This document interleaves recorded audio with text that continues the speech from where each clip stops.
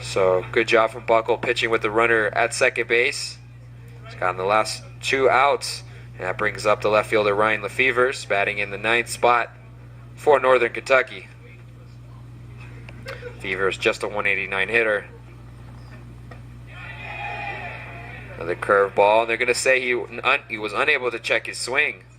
So that's strike number 1. And Buckle, as we've seen, when he gets ahead of these hitters, he does well mixing his pitches, and he's been locating pitches knee high on the black. With the fastball, he's doing a better job throwing that curveball for strikes as well. As we see right here, quick 0-2 count now. Sean Buckle in the driver's seat here in this at-bat.